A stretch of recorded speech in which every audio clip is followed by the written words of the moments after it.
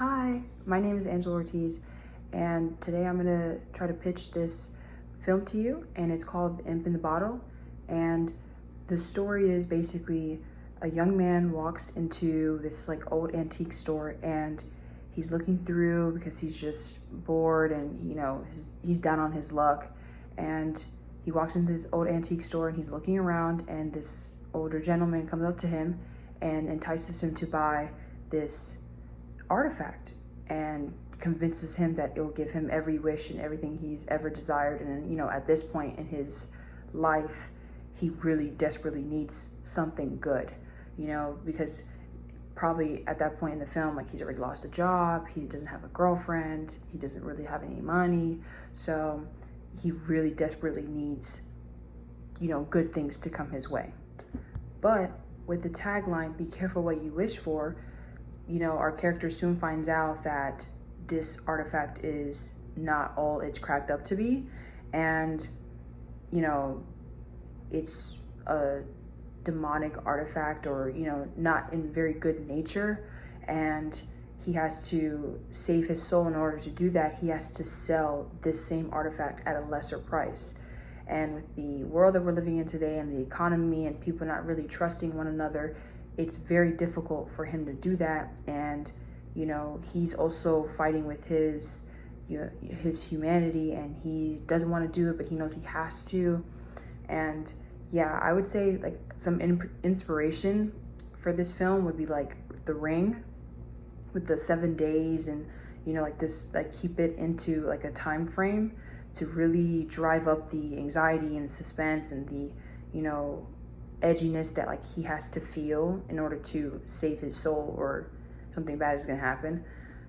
One thing in particular that really makes my story stand out and something for you to invest in is really just the way you can make it this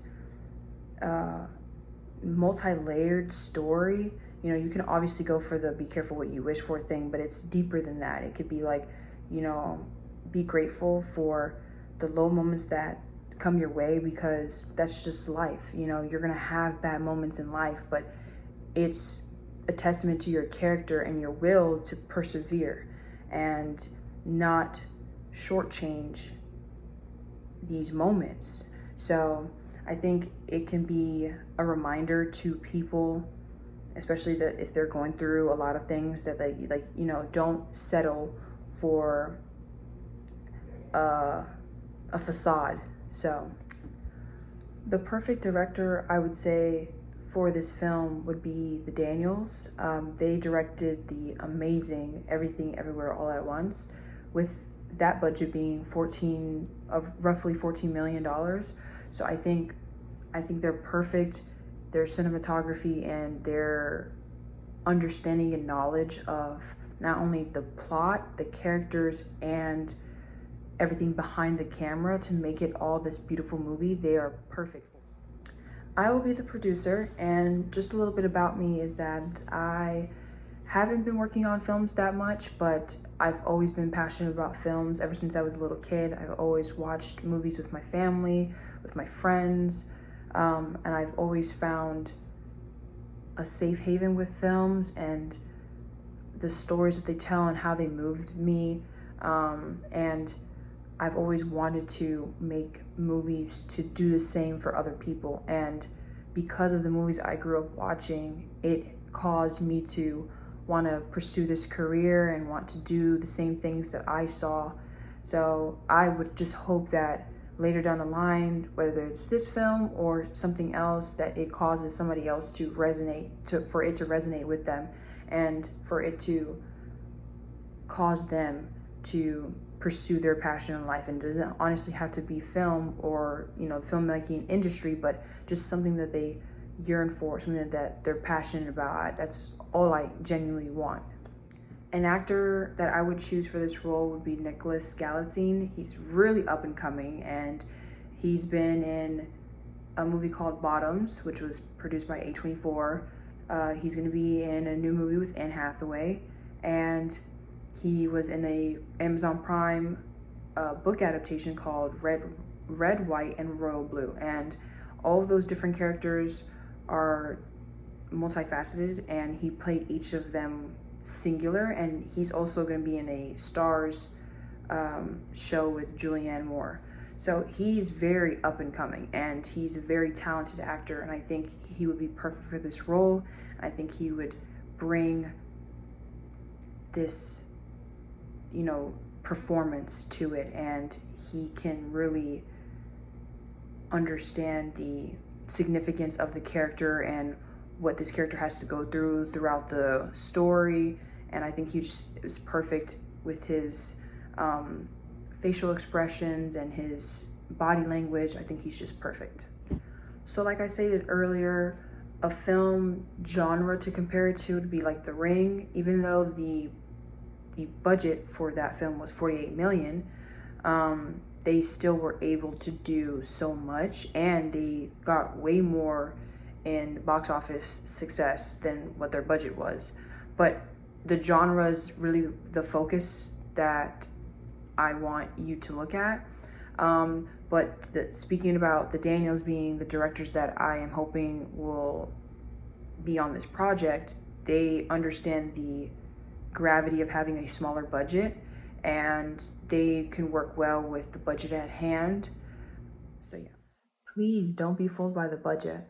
Just because it's $25 million doesn't mean that it can't garner Oscar success or buzz, or it can't be implemented into film or popular culture forever, because there have been small budget films that have had A-list actors as well.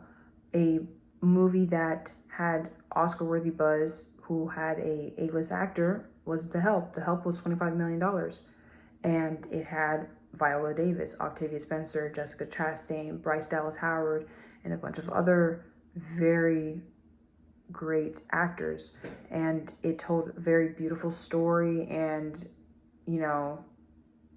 it talked about and it tackled a lot of touchy subjects.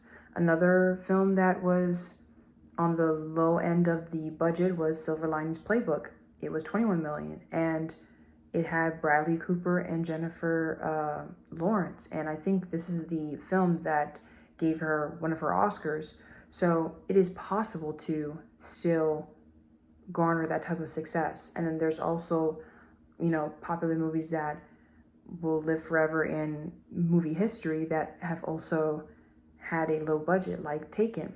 And it's also included a very popular and A-list actor like Liam Neeson. And that movie was a $25 million budget, and it made a franchise. And not only is that one of his most recognizable and iconic movies, it has iconic lines, and it has a very, serious topic and plot. And, like I said, it became a franchise. So to reiterate, it is very possible to have a small budget and garner so much success. Like I said, with the Daniels too, they have experience with this, having a small budget, and their film basically won every major category in the Oscars in the year that it was nominated. So they know what they're doing. This film can be massively successful, and it can be a very great film, not only with the actor, Nicholas, but with the directors, the Daniels, me as the producer, and just overall the story.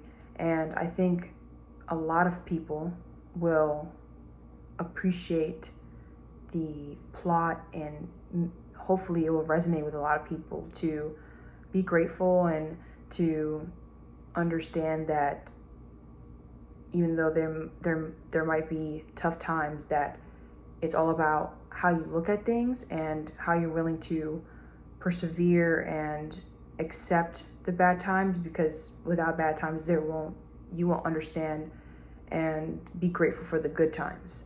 So this film will be absolutely amazing, and thank you for listening, and hope that this film gets made.